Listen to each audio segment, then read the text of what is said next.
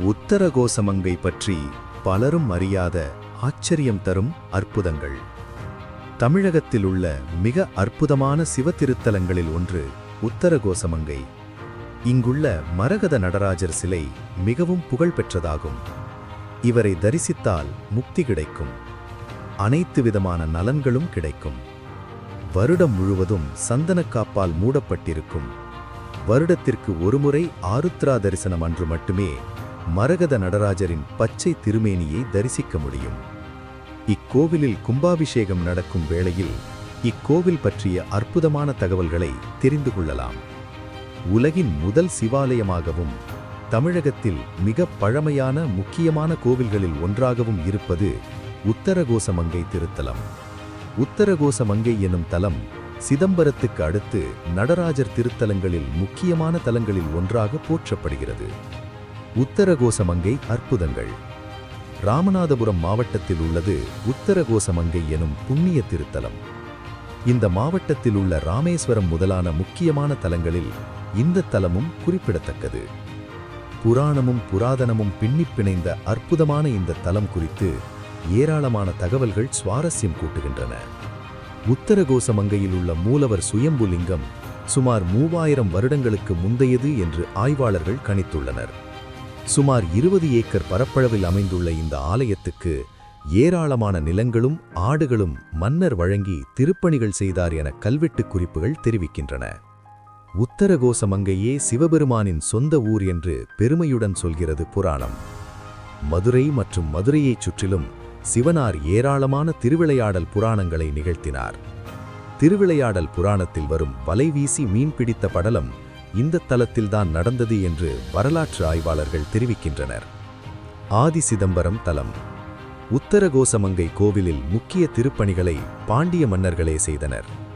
பாண்டிய மன்னர்கள் ஆட்சி அதிகாரத்தில் சிறந்து இருந்தபோது அவர்களது தலைநகராக சிறிது காலம் உத்தரகோசமங்கை இருந்தது. இந்த தலம் சிவபுரம், தக்ஷிண கைலாயம், சதுர்வேதி மங்கலம், இலந்தை கைப்பள்ளி, பத்ரிக்ஷேத்திரம், பிரம்மபுரம், வியாக்ரபுரம், மங்களபுரி, பத்ரிசய நட்சத்திரம், ஆதி சிதம்பரம் என பல பெயர்களில் அழைக்கப்பட்டுள்ளது என்றும் அதற்கான கல்வெட்டுகளும் ஓலைச்சுவடிகளும் இந்த பெயர்களைக் கொண்டே அழைக்கப்படுகின்றன என்றும் சொல்கிறார்கள். மூலவருக்கு மங்களேஸ்வரர் எனும் திருநாமம். மங்களேஸ்வரர், காட்சி கொடுத்த நாயகர், பிரளயகேஸ்வரர் என்றும் அழைக்கப்படுகிறார்.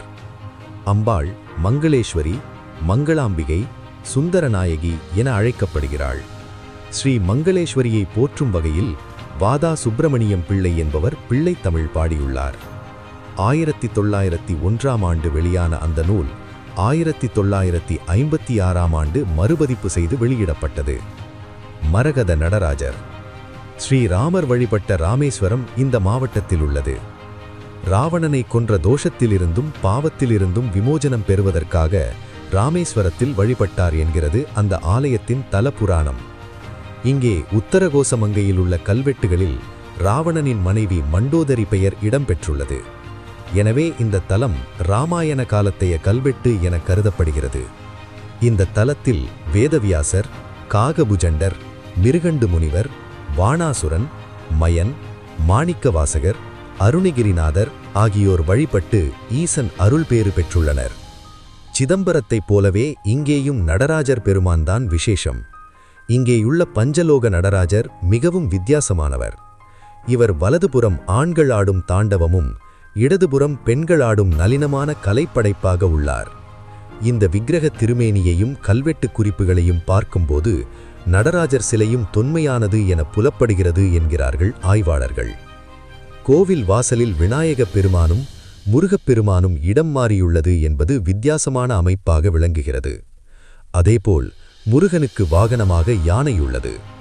முருகப்பெருமானுக்கு இந்திரன் தனது ஐராவதத்தை இத்தலத்தில் அளித்தான் என்று ஆதி சிதம்பர மகாத்மியம் எனும் புராதனமான நூல் விவரிப்பதை வரலாற்று ஆய்வாளர்கள் சுட்டிக்காட்டுகின்றனர். அம்பாள் வேத உபதேசம் பெற்ற தலம். சங்க இலக்கியத்தில் குறிக்கப்படும் இலவந்தை கை பள்ளி என்பது உத்தரகோசமங்கையை குறிக்கும் என்கிறார்கள்.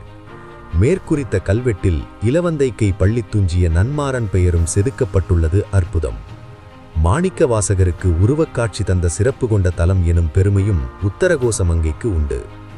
இந்த தலத்தில் சுவாமியை அம்பாள் அனுதினமும் பூஜை செய்வதாக ஐதீகம். சொக்கலிங்க பெருமான் பரதவர் மகளாக சபித்து பின் சாப விமோசனம் செய்து அம்பாளை மணந்து கொண்டு இத்தலத்திலேயே அம்பாளுக்கு வேத பொருளை உபதேசம் செய்து பின்னர் அம்பாளுடன் மதுரைக்கு வந்தார் என மதுரை புராணம் தெரிவிக்கிறது. குறிப்பிட்ட காலம் வரை இந்த தலம் ஆதிசைவர்கள் வசம் இருந்ததாம். பிறகு ராமநாதபுரம் ராஜாவிடம் ஒப்படைக்கப்பட்டது. அது முதல் இன்று வரை ராமநாதபுரம் சமஸ்தான ஆளுகைக்கு உட்பட்டதாக இருந்து வருவதே இதற்கு சாட்சி. தாழம்பூ படைத்து வழிபாடு. உட்பிரகாரம் நுழையும் பொழுது அழகிய வேலைப்பாடுகளுடன் காணப்படும் யாளிகள் கொள்ளை அழகு, சிற்பநுட்பத்துக்கு சாட்சி. அதில் 2 யாளிகள் வாயில் கல்லாலான பந்தை கொண்டுள்ளது. நாம் கையை நுழைத்து கூட பந்தை நகர்த்த முடியும். சிற்பிகளின் ரசனையே ரசனை.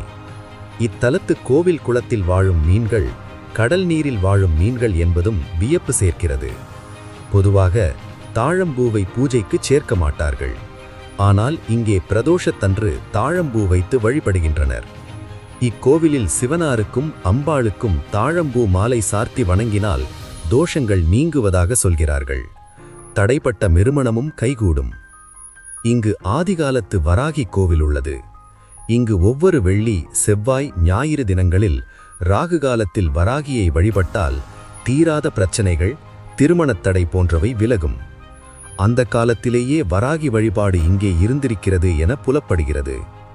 டெல்லியை தலைநகராக கொண்டு 1300இல் ஆட்சி செய்து வந்த அலாவுதீன் கில்ஜி உத்தரகோசமங்கையில் மரகதக்கல் நடராஜர் சிலை இருப்பதை அறிந்து அதை கொள்ளையடிக்க முயன்றான். மங்களநாதர் அருளால் அவன் முயற்சிக்கு வெற்றி கிடைக்கவில்லை. ஞான உபதேசம் அளித்த தலம். காகபுஜண்ட முனிவருக்கு கௌதம முனிவரால் ஏற்பட்ட சாபம் இத்தலத்தில்தான் நீங்கியது. சிவனடியார்கள் 60,000 பேர் இங்கு ஞான உபதேசம் பெற்றனர் என்கிறார்கள். இங்கே ஸ்ரீ மங்களநாதர் சந்நிதி, மங்களேஸ்வரி சந்நிதி, மரகதக்கல் நடராஜர் சந்நிதி, சகஸ்ரலிங்க சந்நிதி 4ம் தனித்தனி கருவறை, அர்த்த மண்டபம், மகாமண்டபம் கொண்ட கொடிமரத்துடன் தனித்து இருப்பது குறிப்பிடத்தக்கது.